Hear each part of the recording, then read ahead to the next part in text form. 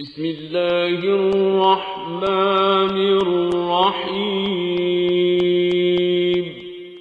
وَلَقَدْ يَسَّرْنَا الْقُرْآنَ لِلذِّكْرِ فَهَلْ مِن مُدَّكِرٍ۔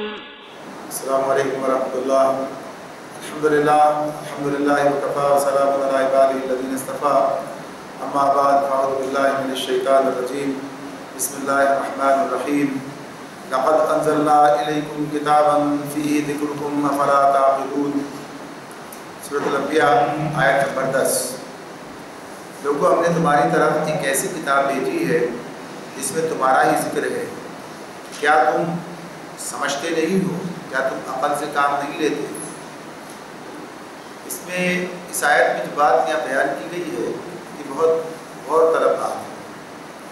یہ پہلے مرحلے میں تو اولین مخاطب اس کے مشرکین مکہ ہیں، ان کے سامنے یہ بات ہو رہی تھی اور انہیں یہ بات بتائی جا رہی تھی کہ جو کچھ تم اس کے بارے میں کہتے ہو، پیچھے بات گزری ہے کہ کہیں وہ اسے اس طرح کہتے تھے کہ یہ من گھڑت ہے، یا یہ پراگندہ خواب ہے، یا یہ شاعری ہے، یعنی اس قرآن کے بارے میں باتیں کرتے تھے۔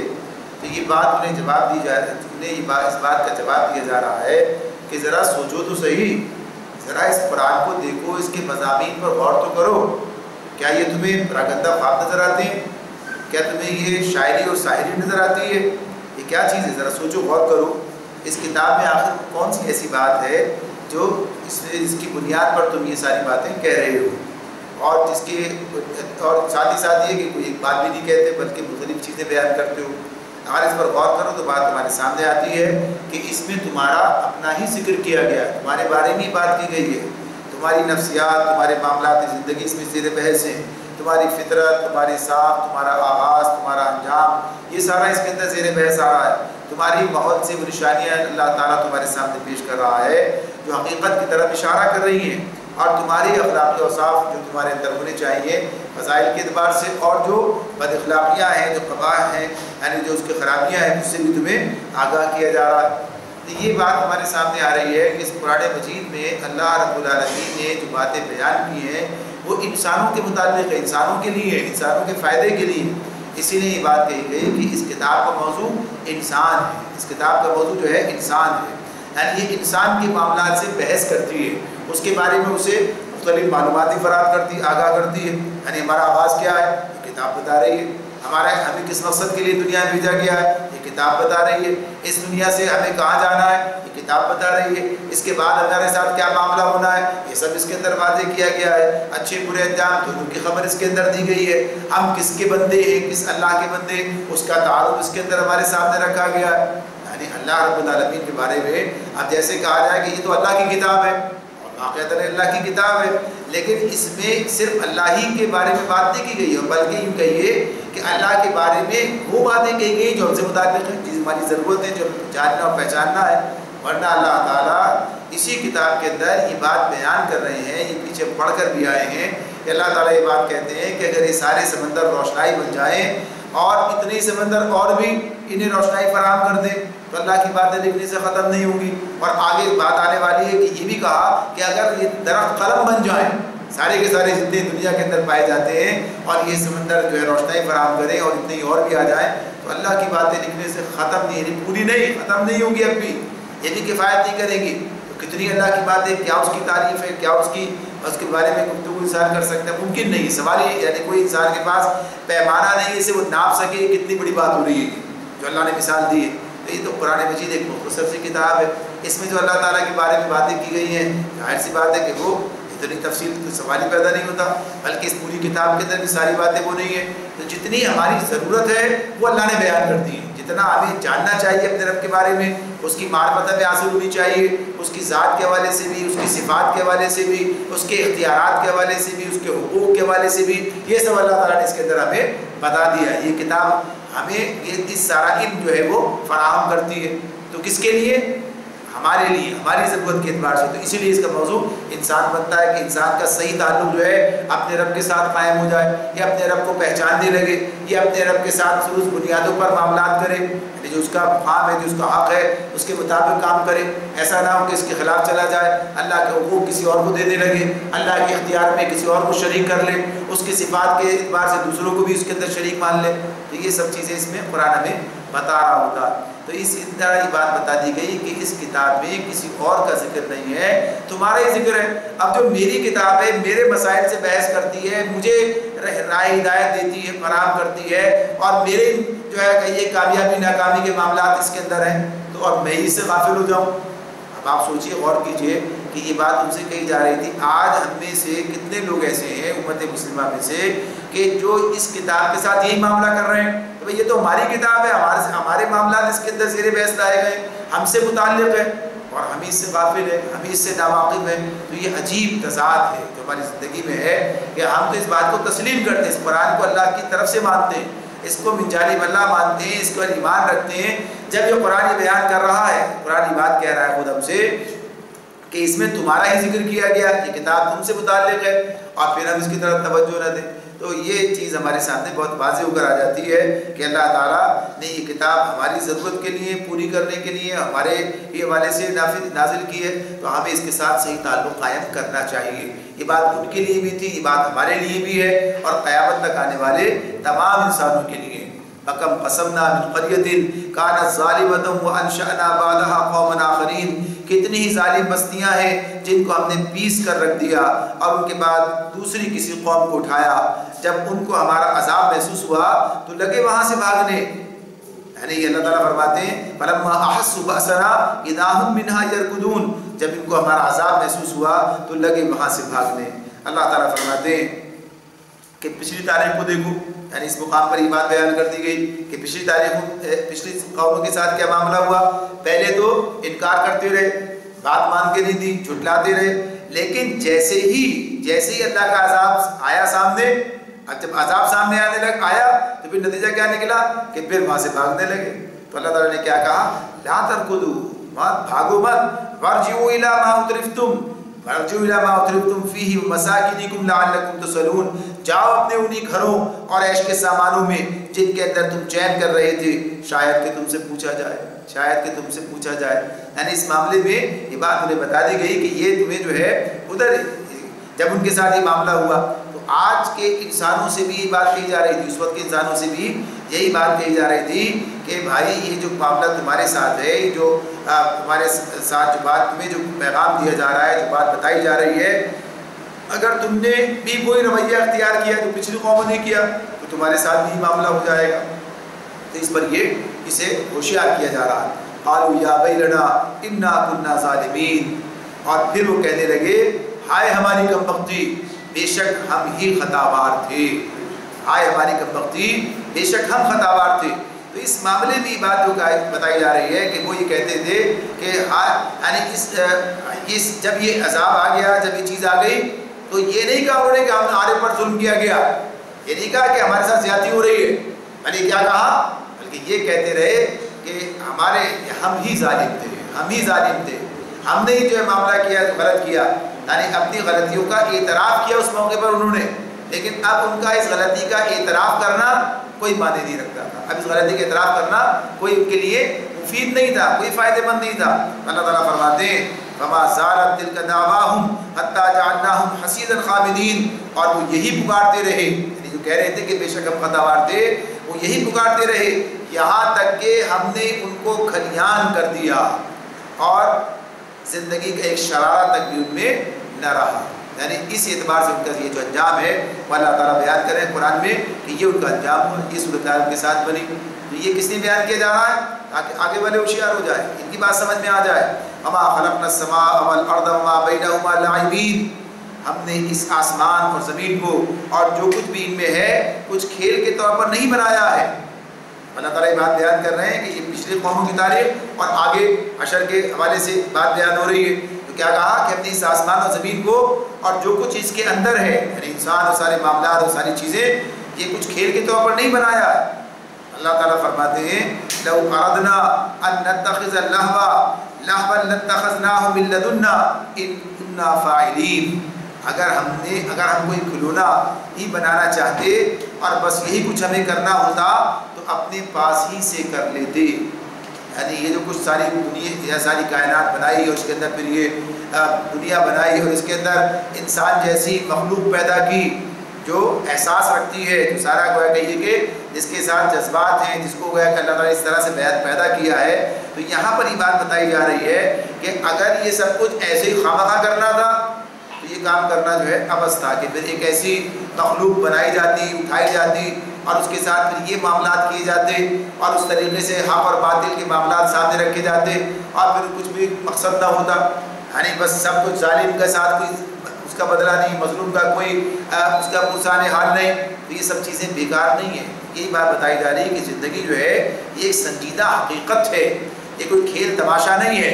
یہ جو معاملہ ہے یہ بہت بالکل ٹھیک درست طور پر اللہ تعالیٰ بتا رہے ہیں۔ تو آگے خود اسی کی وضاحت کرتے ہوئے کہتے ہیں اللہ تعالیٰ بل نقذف بالحق علی الباطل فیدمغه فاذا هو زاهق ولکم الویل مما تصفون، مگر ہم تو، یعنی اللہ تعالیٰ کہتے ہیں کہ ہم نے یہ جو کچھ بنایا ہے کھیل کے طور پر نہیں بنایا، آگے فرماتے ہیں مگر ہم تو باطل پر حق کی چوٹ لگاتے ہیں جس کا سر توڑ دیتی ہے اور وہ دیکھتے دیکھتے مٹ جاتا ہے، وَلَكُمُ الْوَيْلُ مِمَّا تَصِفُونَ، اور تمہارے لیے تباہی ہے ان باتوں کی وجہ سے جو تم بناتے ہو۔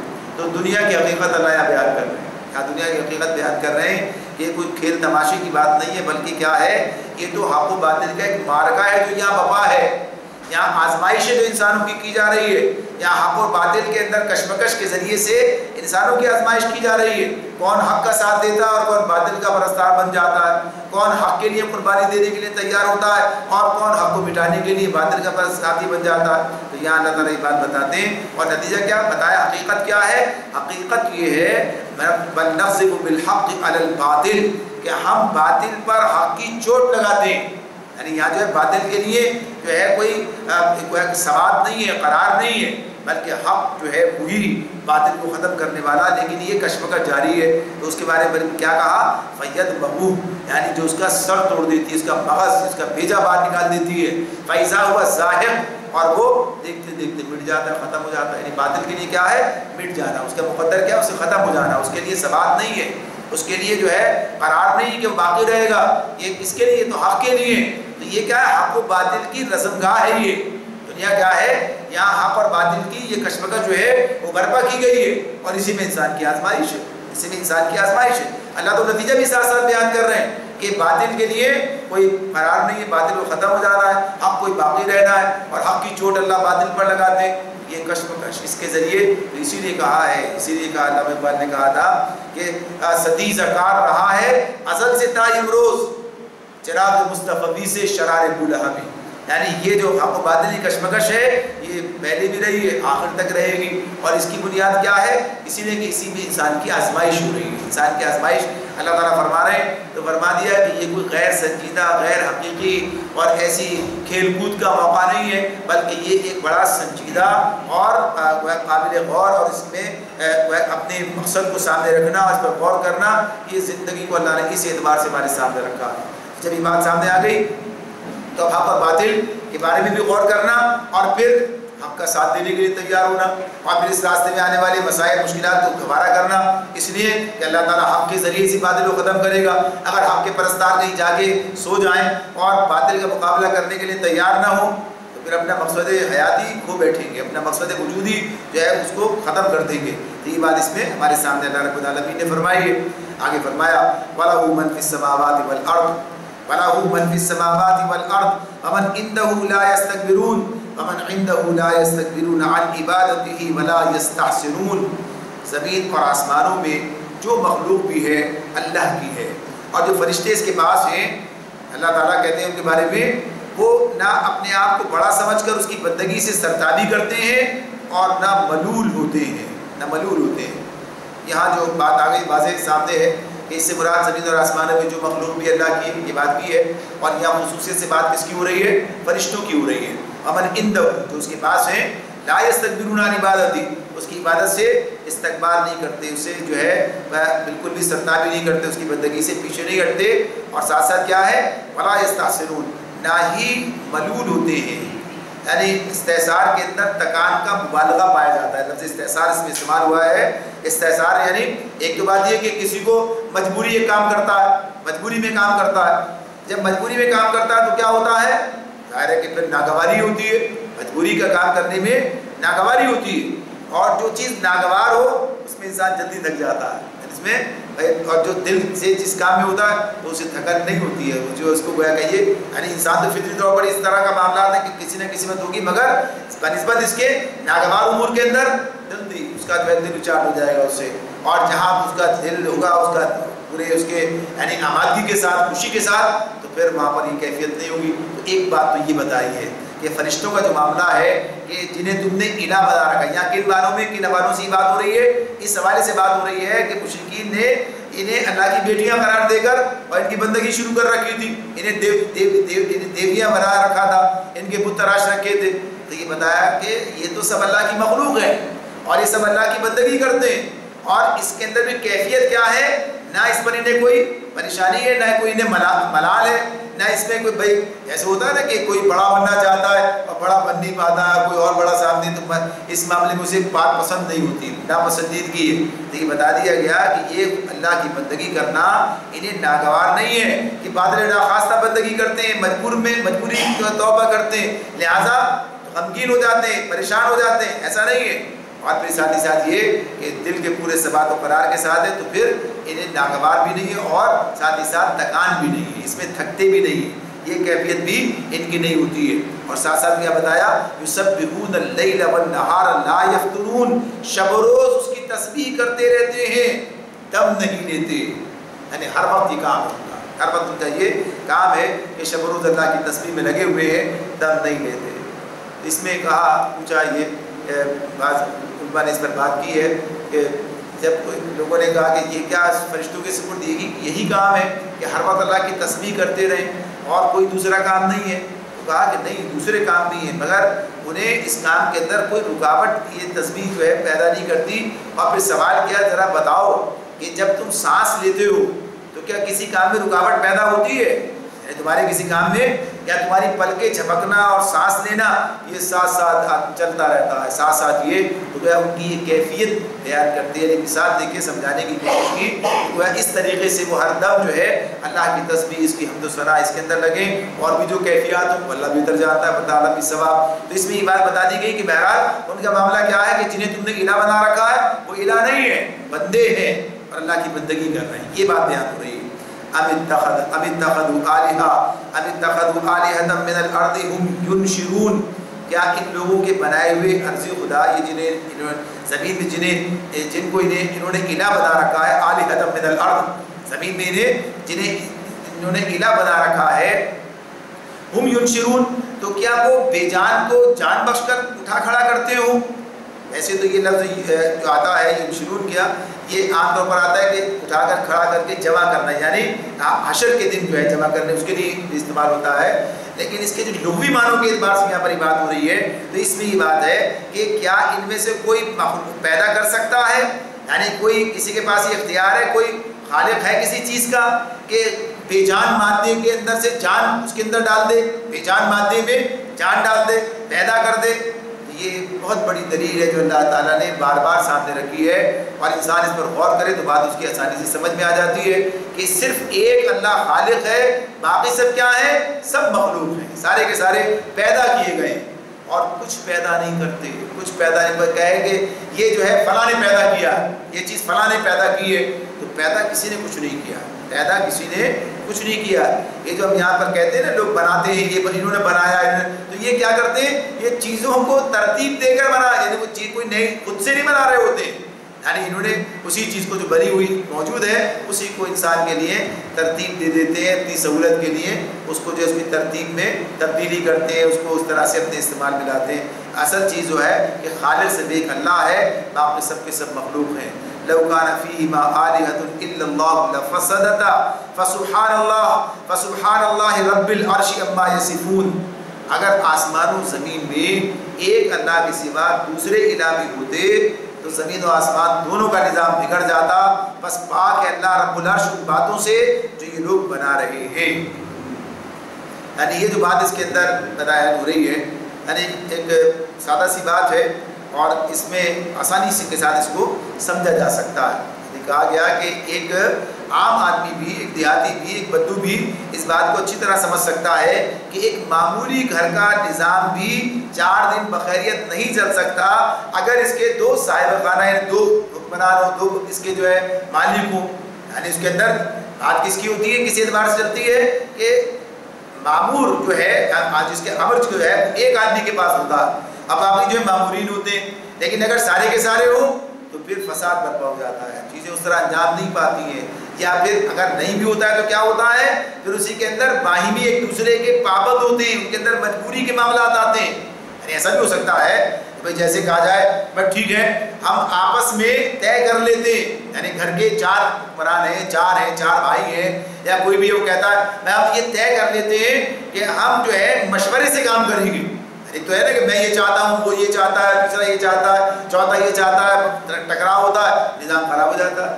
لیکن اگر یہ طے کر لیں بھائی باہمی مشورے سے، جیسے کائنات کے بارے میں یہ دلیل دی جا رہی ہے کہ اللہ ہی جو ہے وہ اکیلا الہ ہے. اگر کوئی اور ہوتا تو یہ کام اس طرح جیسا نظام چل رہا ہے زمانے دراز سے نہ چل پاتا، بلکہ دونوں کے حکم اگر برابر کے درجے میں ہوتے ظاہر سی بات ہے کہ پھر بات جو ہے وہ اس طرح سے دونوں کے احکامات بیک وقت ایک ہی جیسے ہوں یہ ناممکن ہے. اسی میں اگر کوئی کہے کہ باہمی مشورے سے چلایا جائے، ٹھیک ہے ایسا ہو جائے، تو مشورہ کرنے کا مطلب کیا ہوتا ہے؟ مشورہ کرنے کا مطلب یہ ہوتا ہے کہ اگر مشورہ نہ کیا گیا تو دوسرا آدمی ناراض ہو جائے گا، یعنی اس کا حق ہے اسے سوال کرے گا. یہ بات بھی آگے آ رہی ہے، آگے آ رہی ہے کہ اللہ سے کوئی پوچھ نہیں سکتا، اللہ ہی سب سے پوچھنے والا ہے. یہ بات آگے آ رہی ہے.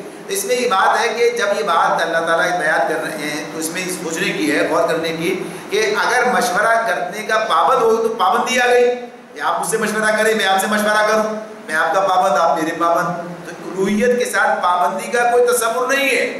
جب الوہیت پر غور کریں گے تو الوہیت کے ساتھ پابندی کا کہ پابند ہے تو پھر الہ نہیں ہو سکتا. جو پابند ہے تو اللہ کے لیے کیا ہے؟ اللہ کسی کا پابند نہیں ہے، اللہ کسی کا پابند نہیں ہے، کوئی اس کی حاجت نہیں ہے، کوئی اس کے معاملات نہیں ہے، کوئی اس کی. تو اس میں اگر اس اعتبار سے کیا کہ وہ بڑا حاکم چھوٹے حاکم، ظاہر چھوٹا حاکم تو الہ ہی نہیں ہو سکتا. الہ کی جو کیفیات نے جو بات بتائی ہے اللہ نے قرآن مجید میں، الہ کی صفات کیا ہے وہ کہیں نہیں پائی جاتی، مخلوق میں نہیں پائی جاتی. اس کے باوجود کوئی کسی کو الہ بنا ہے تو جہالت ہے، جہالت کی بنیاد پہ کرتا ہے. ایک اللہ کے اندر وہ ساری جو ہے الوہیت کی بات ہے. تو اس اعتبار سے کہہ دیا کہ اگر ایسا ہوتا تو یہ نظام بگڑ جاتا. بس پاک ہے اللہ رب العرش ان باتوں سے جو یہ لوگ بنا رہے ہیں کہ اللہ کے ساتھ جو ہے دوسرے الہ انہوں نے بنا کر ان کو بھی کوئی درجہ دے دیا اور ان کے بارے میں بھی تصورات رکھتے ہیں. لا يسأل عما يفعل وهم يسألون. فرما دیا آگے بات یہ وہ اپنے کاموں کے لیے کسی کے آگے جواب دہ نہیں ہے اور سب جواب دہ ہیں. سب اللہ کے آگے جواب دہ، سب اللہ کے آگے جواب دہ ہیں. تو جو جواب دہ ہے وہ الہ کیسے ہو سکتا ہے؟ یہ اللہ تعالیٰ کہتے ہیں وہ تو سب کیا ہے؟ جواب دہ ہیں، اللہ کے آگے پابند ہیں. اللہ ان سے سوال کرے گا، اللہ ان سے پوچھے گا، ان کے سامنے معاملات یعنی ان کو اپنے حساب دینا ہوگا، معاملات کا حساب دینا، سب جواب دہ ہیں. اللہ کسی معاملے میں جواب دہ نہیں ہے کسی کے آگے. ام اتخذوا من دونه آلهة قل هاتوا برهانكم هذا ذکر من معي وذکر من قبلی بل اکثرهم لا يعلمون الحق فهم موردون. کیا اسے چھوڑ کر، اللہ کو چھوڑ کر انہوں نے دوسرے الہ بنا لیے ہیں؟ اللہ تعالیٰ کہتے ہیں نبی صلی اللہ علیہ وسلم سے ان سے کہو کہ لاؤ اپنی دلیل، لاؤ اپنی دلیل. یہ کتاب بھی موجود ہے جس میں میرے دور کے لوگوں کے لیے نصیحت ہے اور وہ کتابیں بھی موجود ہیں جن میں مجھ سے پہلے لوگوں کے لیے نصیحت تھی. اس میں ہم سے پہلے لوگوں کے لیے بھی نصیحت تھی، بلکہ مگر ان میں سے اکثر لوگ حقیقت سے بے خبر ہیں، اس لیے منہ موڑے ہوئے ہیں. یعنی یہاں کیا بات ہوئی؟ پہلے عقل کو مخاطب کیا تھا، یعنی استدلال جو تھے عقلی تھے، اب نقلی ہے. یعنی کتاب کے بعد بات آ گئی، چلو بھائی یہ کہیں لکھی ہے، پہلے والی کتابیں موجود ہیں، پہلے والی کتابیں جو نازل ہوئی ہیں اور جن کے ماننے والے بھی موجود ہیں وہی بات واضح کریں. کتاب میں کہیں دکھائیں کہ اللہ تعالیٰ نے کہیں یہ بات بتائی ہو کہ میرے ساتھ الوہیت میں یہ لوگ شریک ہیں، میرے ساتھ حاکمیت میں یہ لوگ شریک ہیں، میرے ساتھ ذاتی اعتبار سے کوئی خاندان ہے اس کا، یا صفات کے اعتبار سے کوئی شریک ہے، یا کوئی حقوق اور اختیار کے اعتبار سے شریک ہے. یکتا واحد ہر معاملے میں ہر کتاب یہ بیان کر رہی ہے. تو تم تمہارے پاس دلیل کیا ہے؟ یعنی جو کسی اور کو الہ بناتا ہے تو دلیل کیا ہے اس کے پاس؟ کوئی دلیل نہیں ہے. تو اس اعتبار سے یہ شرک کا رد کیا جا رہا ہے، توحید کے اسبات میں دلائل فراہم کیے جا رہے ہیں. تو آگے اللہ تعالیٰ فرماتے ہیں وما ارسلنا من قبلك من رسول الا نوحي اليه انه لا اله الا انا فاعبدون. فرمایا ہم نے تم سے پہلے بھی جو رسول بھیجے ہیں، ہم نے تم سے پہلے بھی جو رسول بھیجا ہے اس کو یہی وحی کی ہے کہ میرے سوا کوئی الہ نہیں، میرے سوا کوئی الہ نہیں. لا الہ الا انا، میرے سوا کوئی الہ نہیں. فاعبدون، بس تم لوگ میری ہی بندگی کرو، بس تم لوگ میری ہی بندگی کرو. یعنی ہمیشہ ہر رسول نے یہی بات بتائی، ہر کتاب میں یہی بات لکھی ہوئی ہے. تو کسی کے پاس دلیل نہیں ہے، بلا دلیل یہ کام کر رہے ہیں تو ظاہر سی بات ہے کہ خود ہی اس کا بھگتان بھگتیں گے. اللہ تعالیٰ واضح طور پر یہ بات بتا رہے ہیں وقالوا اتخذ الرحمن ولدا سبحانہ بل عباد مکرمون. یہ کہتے ہیں کہ رحمان اولاد رکھتا ہے، سبحان اللہ، وہ تو بندے ہیں جنہیں عزت دی گئی ہے. لا يسبقونه بالقول وهم بأمره يعملون، اس کے حضور بڑھ کر نہیں بولتے، بس اس کے حکم پر عمل کرتے ہیں. ان کے بارے میں بات ہو رہی، پھر فرشتوں کی بات ہے، پھر اس کے فرشتوں کی بات ہو رہی ہے. تو اللہ تعالیٰ فرماتے ہیں کہ یہ رحمان کی اولاد کی بات کس اعتبار سے کہ یہ مشرکین جو ہیں یہ فرشتوں کو اللہ کی بیٹیاں قرار دیتے تھے، اللہ کی بیٹیاں کہتے تھے. تو بتایا کہ یہ کہتے ہیں کہ رحمان اولاد رکھتا ہے، سبحان اللہ، اللہ سے پاک ہے. یہ سارے جن کے بارے میں کہہ رہے ہیں وہ کیا ہیں؟ وہ تو بندے ہیں. تو یہ بھی باقی بھی جن کے لیے کہا جاتا ہے، عیسیٰ علیہ السلام کے لیے کہہ دیا گیا یا عزیر علیہ السلام کے لیے، یہ بھی اللہ کے بندے ہیں. اور فرشتوں کے لیے جو کہا مشرکین نے، جس کا ذکر یہاں پر ہے، تو اللہ تعالیٰ فرماتے ہیں کہ وہ اللہ کے بندے ہیں اور انہیں عزت دی گئی ہے. بل عباد مکرمون، وہ بندے ہیں لیکن مکرمون، انہیں جو ہے اللہ نے تکریم، یعنی انہیں جو ہے اللہ نے مکرم کیا، انہیں عزت دی ہے. تو فرشتوں کو جو اللہ نے عزت دی ہے تو یہ اللہ تعالیٰ کی عطا ہے، یہ ان کی اپنی ذاتی خصوصیت نہیں ہے. یعنی جس کو بھی جو کچھ ملا ہے اللہ کی طرف سے ملا ہے، اللہ کے دینے سے ملا ہے. اگر اللہ نے انسان کو اشرف المخلوقات بنایا ہے، اللہ کے بنانے سے بنا ہے نا. انسان کی اپنی کیا بات ہے؟ انسان کا اپنا استحقاق کیا ہے؟ کچھ بھی نہیں، اللہ نے بنایا ہے. اللہ نے کہا یا اللہ نے جس کو جو کچھ بھی دیا ہے انہیں اللہ نے نور سے پیدا کیا ہے یا انہیں اللہ نے ایسا بنایا ہے، اللہ نے عزت دی ہے. کہا کہ اللہ نے ان کو اللہ کے بندے ہیں اور یہ جو کچھ انہیں تقریب انہیں حاصل ہے یہ اللہ کی طرف سے ہے. اور پھر کیا کہا لا يسبقونه بالقول وهم بأمره يعملون، اس کے حضور بڑھ کر نہیں بولتے، بس اس کے حکم پر عمل کرتے ہیں. یعنی ایسے بندے ہیں کہ اللہ کے حضور بڑھ چڑھ کر بولے آگے سے آگے، بلکہ کیا ایسے بندے جو بندگی کرتے ہیں تو اللہ کے حضور پر جو حکم مل جائے اس پر عمل کرتے ہیں. یعنی کوئی اپنی بات اپنی اس طرح سے چلانے کی کوشش نہیں کرتے. فرمایا یعلم ما بین ایدیہم وما خلفہم ولا یشفعون الا لمن ارتضی وهم من خشیتہ مشفقون. اور فرمایا جو کچھ بھی ان کے سامنے ہے اسے بھی وہ جانتا ہے اور جو کچھ ان سے اوجل ہے اس سے بھی وہ باخبر ہے. وہ کسی کی سفارش نہیں کرتے بجز اس کے جس کے حق میں سفارش سننے پر اللہ راضی ہو اور وہ اس کے خوف سے ڈرے رہتے ہیں. یعنی یہ جو مشرکین ان کی عبادت کرتے تھے فرشتوں کی، کس بنیاد پر کرتے تھے؟ یعنی دو وجوہات بیان ہوتی ہیں، قرآن بیان کرتا ہے. ایک تو یہ سمجھتے تھے کہ یہ اللہ کی اولاد ہے، اولاد ہے تو اللہ انہیں راضی کرنا پڑے گا، کہ اگر نہ کریں تو اور اللہ کی اولاد ہے تو اللہ بھی ناراض ہو جائے گا. تو ایک تو یہ بات ہے. دوسری بات کیا کہتے تھے؟ یہ کہتے تھے کہ یہ اللہ کے پاس ہمارے سفارشی ہیں. ہاؤلا ویقولون ہاؤلاء شفعاؤنا عند اللہ، وہ کہتے ہیں کہ اللہ کے پاس ہمارے سفارشی ہیں. پھر ایک اور مقام پر وہ کہتے ہیں ما نعبدهم الا ليقربونا الى الله زلفى. سورہ زمر میں کہا ہم ان کی عبادت نہیں کرتے مگر اس لیے کرتے ہیں کہ یہ اللہ کے پاس ہمارے لیے تقرب کا ذریعہ بنیں گے. یعنی یہ ابھی جو ہے اللہ تعالیٰ نے دونوں چیزوں کی یہاں پر تردید کر دی ہے. پہلی بات نہیں بتا دی کہ اس کی اولاد نہیں ہے، یعنی اولاد کا سب واحد بندے ہیں، یہ تو اللہ کی بندگی کر رہے ہیں. دوسری بات کیا بتا دی؟ سفارش کے معاملے میں بھی اللہ کے حضور پڑھ کر نہیں بولتے. اور بات جو سفارش کرنے کی جو بنیاد بنتی ہے وہ کیا؟ علم. تو علم نہیں ہے، جو کچھ ہے اللہ ہی کے پاس علم ہے. تو فرما دیا کہ جو کچھ ان کے سامنے ہے اسے بھی اللہ جانتا ہے، جو کچھ ان سے اوجل ہے اس سے بھی اللہ باخبر ہے. لہذا وہ کسی کی سفارش نہیں کرتے بجز اس کے جس کے حق میں سفارش سننے پر اللہ راضی ہو. یعنی اللہ ہی کی طرف سے سفارش کی بات بار بار اس انداز سے سامنے آتی ہے. اب مزید کیا کہا؟ اس کے خوف سے ڈرے رہتے ہیں. وَهُم مِّن خَشْيَتِهِ مُشْفِقُونَ. جو خود ڈر رہا ہے، جیسے پیچھے کہا کہ آگے بڑھ بڑھ کر نہیں، یعنی ڈر کی بات ہے نا، آگے بڑھ بڑھ کے کون بولتا ہے؟ اسی معاملے میں ہے نا کہ جو ہے کوئی جرت ہے، جرت نہیں ہے اللہ کے حضور دم مارنے کی، کسی میں جرت نہیں ہے۔ اور وہ جو اللہ کو پہچانتا ہے، اور یہ جو کچھ انسان دنیا میں کرتا ہے کہ پردہ پڑا ہوا ہے تو یہ ساری بیوٹیاں کرتا ہے، جب اللہ کے سامنے حاضر ہوگا کسی کی مجال نہیں ہوگی، کسی کی مجال نہیں ہوگی، کوئی زبان ہلا سکے۔ تو اللہ تعالیٰ یہ بات بتا رہے ہیں کہ جو فرشتے ہیں ان کا معاملہ بھی یہی ہے کہ یہ اللہ کے بندے ہیں، اس کے حضور بڑھ کر نہیں بولتے بلکہ اس سے ڈرے رہتے ہیں، اور سفارش کے معاملے میں بھی بس اتنی بات اس کے لیے اللہ کہے صرف اسی کے لیے کر سکتے ہیں اور کرتے ہیں۔ آگے فرمایا وَمَن يَقُلْ مِنْهُمْ إِنِّي إِلَٰهٌ مِّن دُونِهِ فَذَٰلِكَ نَجْزِيهِ جَهَنَّمَ كَذَٰلِكَ نَجْزِي الظَّالِمِينَ۔ اور جو ان میں سے کوئی کہہ دے، اور جو کوئی ان میں سے کوئی کہہ دے کہ اللہ کے سوا میں بھی ایک الہ ہوں تو اسے ہم جہنم کی سزا دیں، ہمارے یہاں ظالموں کا یہی بدلہ ہے۔ وہ تو نہیں کہتے، یعنی بات کیا ہے، اگر کوئی کہہ دے ان میں سے، فرض کیجئے بات اس طرح کہی تو کیا نتیجہ نکلے گا؟ وہ بھی جہنم میں چلے جائیں گے، یعنی کہ فرشتے اللہ جہنم میں نہیں ڈالے جائیں گے۔ پہلی بات تو ایسا ہے نہیں، لیکن اللہ تعالیٰ کی بات بتا رہے ہیں کہ اگر ایسا وہ بھی، اگر وہ خود کہیں تو بھی وہ بچ نہیں، وہ بھی جہنم میں چلے جائیں گے، انہیں بھی جہنم، جو بھی کہے۔ تو اب اس معاملے میں کیا بات بتا دی؟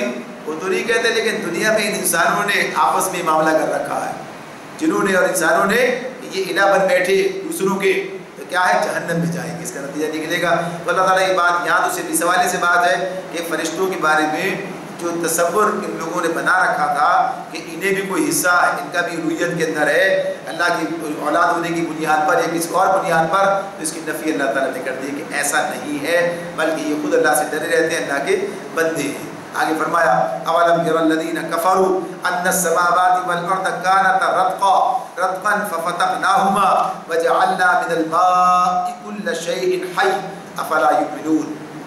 کیا وہ لوگ جنہوں نے نبی کی بات ماننے سے انکار کر دیا ہے غور نہیں کرتے کہ یہ سب آسمانوں اور زمین باہم ملے ہوئے تھے، پھر ہم نے انہیں جدا کیا اور پانی سے ہر زندہ چیز پیدا کی، کیا وہ ہماری اس خلاقی کو نہیں مانتے؟ یعنی کیا وہ پھر بھی ایمان نہیں لاتے؟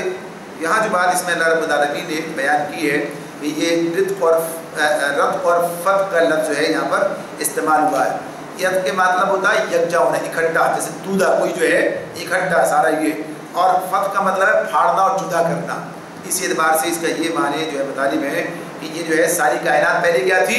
ایک دودھے کی شکل میں، پھر اللہ نے اسے پھاڑا اور پھر اس طرح سے یہ سارے سیارے چیزیں بنائی، ذرائع فلکی، اور یہ مختلف جو ہیں یہ دنیا مختلف شکلوں کے اندر سامنے آتی ہے، زمین اور دوسرے ذرائع فلکی الگ الگ بن گئے۔ تو یہ کیفیت اس کی اللہ تعالیٰ نے بیان کی ہے، اس کیفیت کو بیان کیا۔ اچھا، بعض لوگوں نے اس کا یہ ترجمہ بھی اس اعتبار سے بھی کیا کہ زمین پہلے، زمین و آسمان بند تھے، اللہ نے انہیں کھول دیا۔ اس کے ترجمے میں، اس کے وضاحت میں کیا کہا کہ یہ آسمان سے بارش نہیں برستی تھی، زمین سے جو ہے رویدگی اس کے اندر جو ہے نہیں تھی۔ جب انسانوں کو اللہ نے پیدا کیا تو ان کو اس اعتبار سے زمین آسمان کو بارش برسانے کا حکم دیا، زمین کو نباتات اگانے کا۔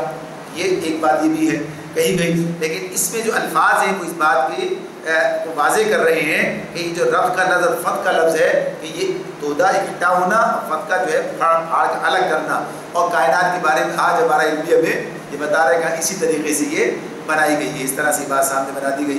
اور پھر یہ جو کہا کہ زندہ ہر چیز جو ہے اللہ نے من الماء كل شيء حي، ہر زندہ چیز کو پانی سے پیدا کیا ہے، یعنی پانی۔ تو اس کا مطلب کیا ہے؟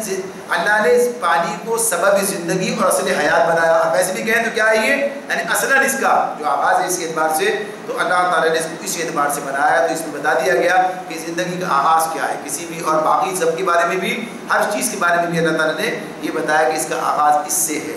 تو یہ اس طرح کے مضامین ہیں کہ اس میں اللہ تعالیٰ اس طرح اشارہ کرتے ہیں کہ دیکھو یہ ساری کائنات اللہ نے بنائی ہے، کس طریقے سے بنائی ہے، کیا اس کا اہتمام ہے، کوئی اور اس کے پیچھے نہیں ہے، لہٰذا اللہ ہی پر ایمان لانے کی دعوت دی جا رہی ہے۔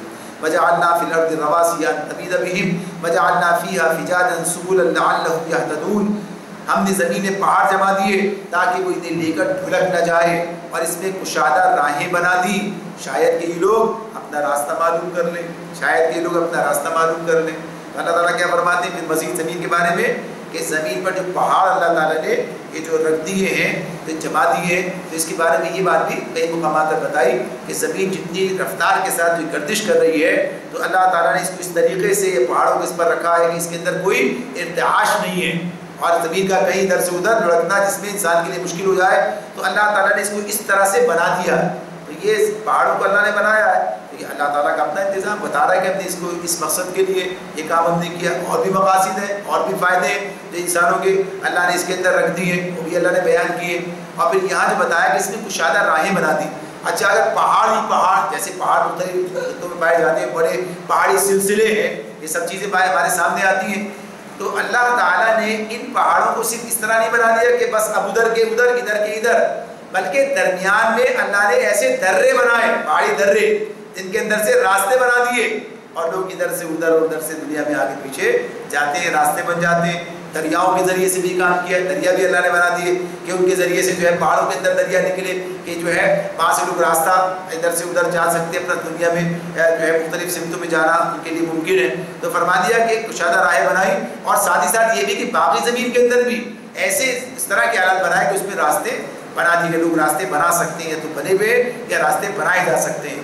پھر آگے جو کہا لعلہم یہتدون، اب یہ زوم آنی بات آ گئی اس کے اندر، ایک بات تو یہی آ گئی راستے بنائیں تاکہ لوگ اپنا راستہ تلاش کرے جائیں، اور ساتھ ساتھ یہ کہ ان سے حقیقت سے کو پہچان لیں انہی چیزوں کو دیکھ کر کہ کس کاریگر نے کتنی زبردست کاریگری کے ساتھ میں انسانوں کے لیے سب چیزیں بنا دی ہیں، یعنی ساری جتنی بھی ضروریات ہیں سب کو اس طرح سے بنا دیا ہے کہ کوئی چیز اس کے راستے میں رکاوٹ نہیں بن رہی ہے، ورنہ یہ پہاڑی رکاوٹ بن جاتے اور پتہ چلتا کہ ادھر کا انسان ادھر کے انسان کے بارے میں واقف بھی نہ ہوتا۔ لیکن آج یہ سب چیزیں کہ دنیا ایک جو ہے ایک گاؤں کی حیثیت رکھتی ہے، اور یہ ساری چیزیں ہمارے سامنے، تو اللہ تعالیٰ یہ بات ارشاد فرماتے ہیں کہ اسی سے اللہ تک پہنچنے کا راستہ بھی مل سکتا ہے۔ وَجَعَلْنَا السَّمَاءَ سَقْفًا مَحْفُوظًا وَهُمْ عَنْ آيَاتِهَا معرضون، اور ہم نے آسمان کو ایک محفوظ چھت بنا دیا، مگر یہ ہے کہ اس کی نشانیوں کی طرف توجہ ہی نہیں کرتے۔ اب یہ کہ آسمان سے جو اللہ تعالیٰ کا نظام ہے، مختلف چیزیں جو کہیں کہ کائنات کے اندر ہے، آج ابھی کہتے ہیں کہ ایسی شعائیں جو براہ راست آ جائیں تو انسان کے لیے بڑی مشکل بن جائے، اللہ نے اس کے اندر جو ہے جس طرح سے یہ سارا نظام بنا دیا، اوزون اور فلاں اور یہ سارے چیزیں اہتمام کر دیا کہ اللہ کا نظام ہے، غور کرو تو تمہیں بہت سی نشانیاں اللہ کے نظام کی اس کو پہچاننے کے لیے مل سکتی ہیں، مگر یہ غور ہی نہیں کرتے۔ وَهُوَ الَّذِي خَلَقَ اللَّيْلَ وَالنَّهَارَ وَالشَّمْسَ وَالْقَمَرَ كُلٌّ فِي فَلَكٍ يَسْبَحُونَ، اور وہ اللہ ہی ہے جس نے رات اور دن بنائے اور سورج اور چاند کو پیدا کیا، سب ایک ایک فلک میں تیر رہے ہیں۔ فی فلک یسبحون، فلک کہتے ہیں گول، اس کے اندر جو ہے اس کا دائرہ، اسی سے آسمان کو بھی اس طرح کہا گیا، تو کہا کہ فلک میں تیر رہے ہیں۔ تو اس کے بارے میں بتا دیا کہ یہ آسمان میں جڑے ہوئے نہیں ہے یہ، بلکہ کیا ہے یہ اپنے اپنے مدار کے اندر، یعنی جو اس کے بنا دیا اللہ نے، تو اسی طرح یسبحون میں یہ تیرنے کا مفہوم آتا ہے۔ تو اللہ تعالیٰ نے اس طرح سے جیسے کوئی ایک ہے سیال شے ہے، خلا جو ہے یا فضائے خلا کی نوعیت کی چیز ہے جس میں یہ سب تیر رہے ہیں، تو اپنے اپنے مدار میں یہ حرکت کر رہی، بات ہمیں معلوم ہے۔